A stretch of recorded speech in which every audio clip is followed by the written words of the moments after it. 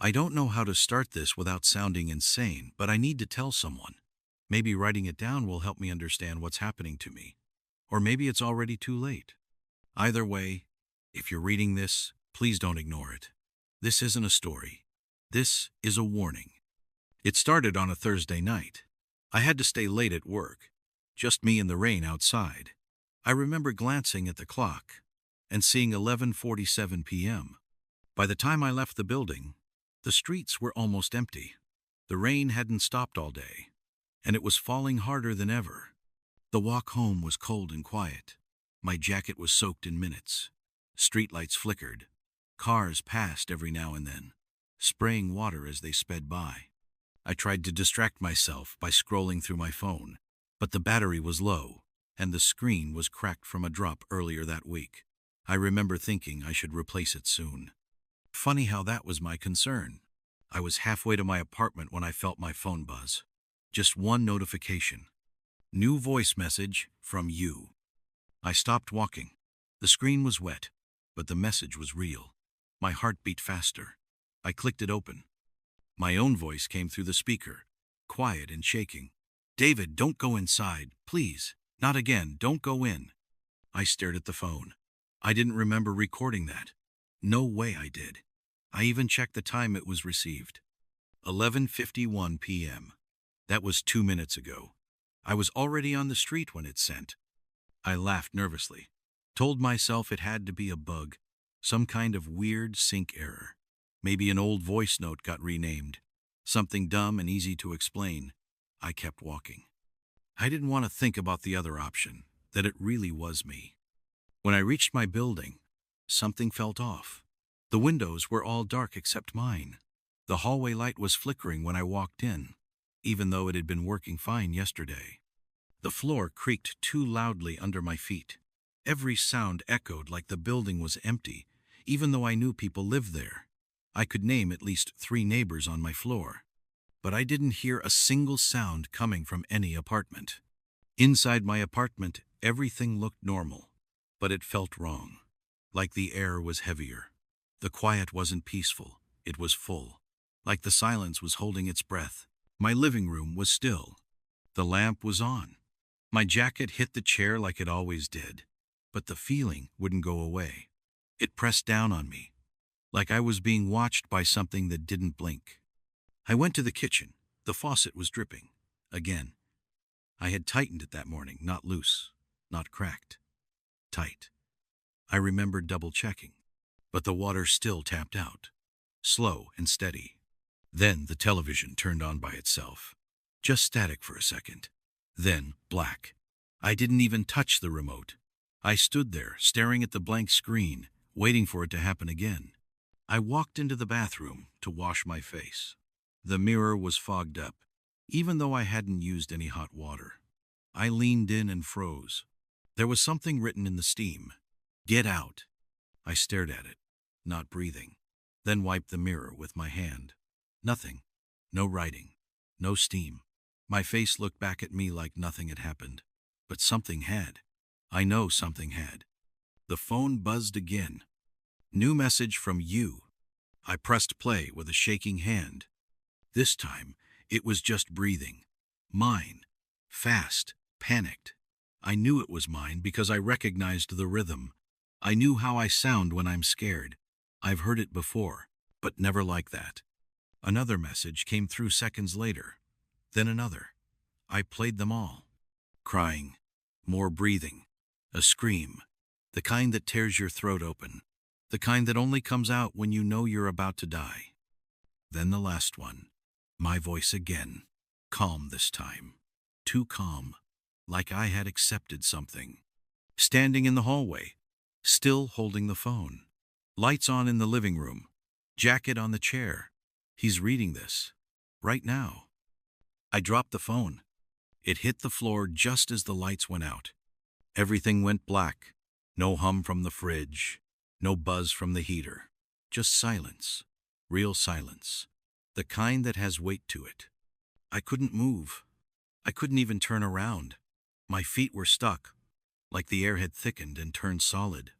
But I heard footsteps. Behind me. Slow. getting closer, not dragging, not rushed, just patient, like it knew I wasn't going anywhere. That's when everything went black. I wish I could say I woke up after that, but I didn't. It wasn't a dream. I was still standing there when the lights came back on. The power returned like nothing had happened. The fridge hummed. The heater clicked. The television was off. But my phone was still on the floor. Screen cracked even more. Battery almost dead. The last voice message still open. And in the reflection of the black television screen, I saw something behind me, just for a second. Not a person, not a shadow. Something else. I don't remember going to bed. I must have blacked out or just stood there until morning, but the next thing I knew, I was waking up to sunlight in my room. The same apartment, same clothes, same everything. But no messages on my phone, no cracked screen, no missing power, like none of it happened. For a moment I felt relief. Maybe I just had some kind of stress-induced breakdown. But then I stepped into the bathroom and saw the mirror. Words. Faint, but still there. In the glass, like they'd been etched into the fog itself. You saw him. I didn't go to work. I didn't leave the apartment all day. I kept checking the windows, the doors, the phone, everything. I tried calling a friend. The call wouldn't go through. My internet worked fine. Everything else worked. Just not the call. It didn't even ring. It just ended. Around 6 p.m., I opened my voice messages. I don't even know why. I guess I was waiting for one. And sure enough, there was another voice message from myself. I didn't want to play it, but my finger moved before I could stop it. It said I had looped again, that it was starting over, that he was still here. That's all it said. I'm not sure how many times this has happened. I think I remember different versions, different endings. Sometimes I see something in the corner. Sometimes it kills me. Sometimes I run. Sometimes I just scream.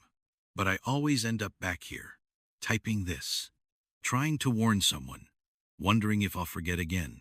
That night, it rained again, harder than before. The kind of rain that drowns out every other sound. I stood by the window, watching the street. People were walking by, umbrellas, coats, briefcases, normal life. I felt like I was watching a different world. Then I saw him, myself, walking down the street, in the rain. Same clothes, same limp in my step, looking up at my window. My phone buzzed. New message again. From me. It said that this time I was watching, and that was new. But I still wouldn't stop it. The version of me on the street disappeared when I blinked.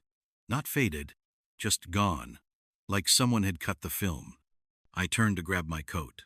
I had to leave. I couldn't stay in that apartment another night.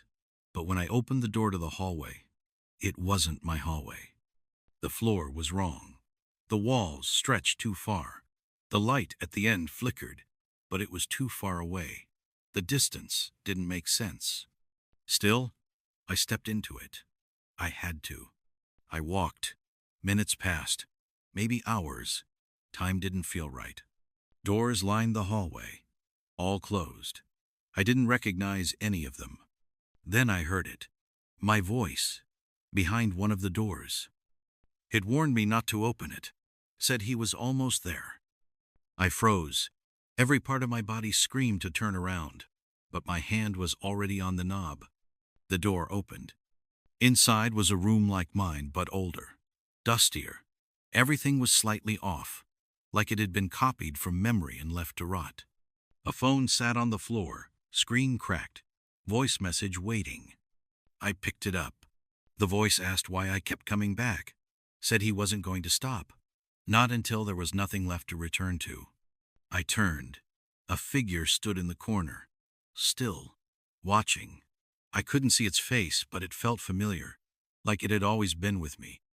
It stepped forward. I didn't move. It reached out. I felt cold. Then I was back. In my bed. Morning. Sunlight. Again. I screamed. I tore through the apartment. Everything looked normal. Too normal. I threw open the mirror cabinet in the bathroom. Nothing there. No writing. Just my face, pale and tired. My phone buzzed. Another message. From me. It said this was the last time. It ends tonight. One of us stays. I don't know what that means. I don't know if I'm supposed to stop him or become him. But I'm going out tonight. I'm not going to walk home. I'm not going to follow the same steps. If this uploads, if someone reads this, then maybe I made it. Maybe I broke the loop. Or maybe the thing that's been following me has finally taken my place. If you ever get a message from yourself, don't ignore it. And whatever you do, don't let him in.